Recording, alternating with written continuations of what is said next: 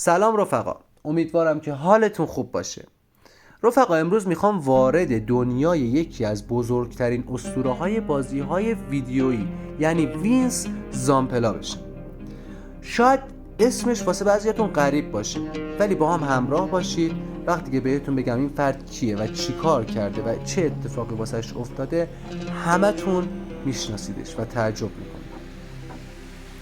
میخوام هم زندگیش، مسیر حرفه‌ای، بازی‌هایی که توسط ایشون خلق شده و هممون با این بازی‌ها خاطره داشتیم، در مورد درآمدش و تأثیرش روی صنعت بازی و میلیون‌ها گیمر رو بررسی کنم و هم به داستان غم‌انگیز مرگش یه اشاره‌ای داشته باشم. تا آخر همراه هم باش، چون یه بخش اختصاصی دارم که میخوام بگم چطور تجربه بازی‌های وینس رو از زاویه‌ای ببینیم که هیچ کس ندیده. حالا اگه دوست دارین به خاطرات بازیاش عمیق‌تر نگاه کنی و رازهایی که پشت صحنه بوده رو بدونی، حتما تا آخر همراه هم باش.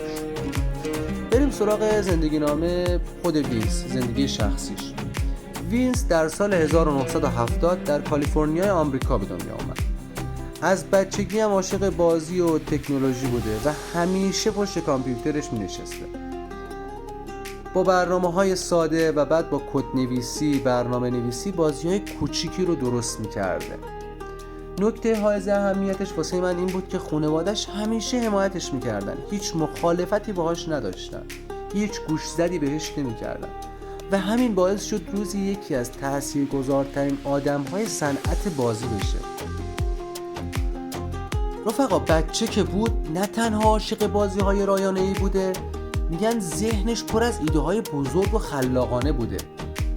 مثلا همیشه میگفته یه بازی خوب مثل یه فیلم باید شما رو از دنیای واقعی بیرون بکشه. خیلی حرف جالبیه. بریم سراغ مسیر حرفه‌ای و خلق کال آف دیوتی. وینس با همکارش جیسون وست شرکت اینفینیتی وارد رو تأسیس کرد که شاید باورتون نشه اولین شاهکارشون کال آف دیوتی 1 بود که اگه یادتون باشه با گرافیک و گیم پلی منحصر به فردش همه رو شگفت زده کرد. بعد از مدت‌ها وینس شرکت خودش رو با نام رسپاون اینترتینمنت تأسیس کرد که بازی‌هایی مثل تایتان فال، ایپکس لجندز و جدای فالن اوردر رو ساخت. سری کال آف دیوتی بیش از 500 میلیون نسخه فروش داشت و کل درآمدش بیش از 30 میلیارد دلار بچه‌ها تخمین زده میشه. کم پولی نیست، خیلی پولیه واقعا. این درآمدش نه موفقیت بلکه تأثیر فرهنگی و صنعتی وینس رو هم نشون میده. بچه‌ها اگه یادتون باشه میخوام یه خاطره رو واسهتون زندگی کنم. اولین بار که کال آف دیوتی 4 رو بازی کردیم تجربه زامبی مود که از پشت سر دنبال میکردن، باید فرار میکردی و با زامبی ها مبارزه میکردین. یادتونه؟ الان یه سری خاطرات واقعا زنده شد، خاطراتی که هممون بازی کردیم. این خاطرات بچه‌ها نشون میده وینس میخواسته بازیکنها رو غرق تجربه های احساسی واقعی کنه و من معتقدم به این، چون وقتی که اون بازی رو داخلش قرار میگرفتیم واقعا شوک برانگیز بود، واقعا ترسناک بود و ما با تمام احساساتمون اون بازی رو درک میکردیم. بریم سراغ زندگی خانوادگی وینس. وینس بچه‌ها عاشق خانواده بود و با همسر و 2 فرزندش زندگی میکرده. تو مصاحبه هاش همیشه تاکید داشت که عشق به خانواده و بازی با بچه‌ها انرژی ساخت بازی‌هاش رو تامین میکنه. یعنی وینس انرژیشو از خانواده‌اش میگرفت. خانواده واسش مثل یک منبع انرژی بودن. بچه‌ها ببینید حتی نابغه ها هم قدر لحظات ساده زندگی رو میدونن، لحظاتی که پیش خانواده‌شون سپری میکنن. خلاصه بگذاریم برسیم به بخش تلخ و مهمش، لحظه تصادف و مرگ وینس.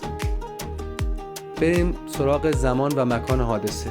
بعد از ظهر 21 دسامبر 2025 حوالی ساعت 12:45 ظهر، جاده خطرناک آنجلس در کالیفرنیا.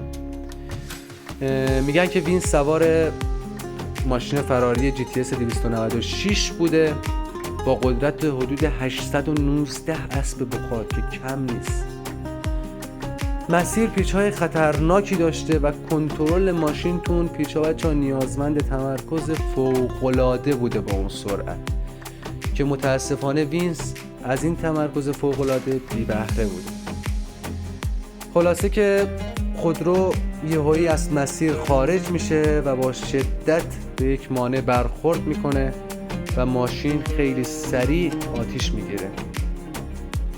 دلیل دقیق هنوز رسمی مشخص نشده. سرعت زیاد بوده، لغزندگی جاده بوده یا کنترل ماشین از دست رفته.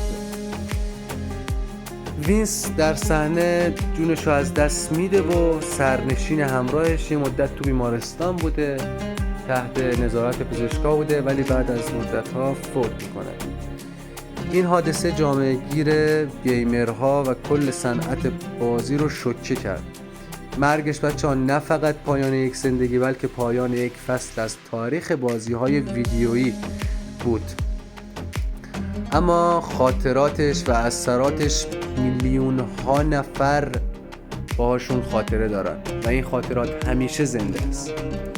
خب رفقا، امیدوارم که شما همیشه سالم باشید و کنار خانواده‌تون باشید. حالا نوبت شماست.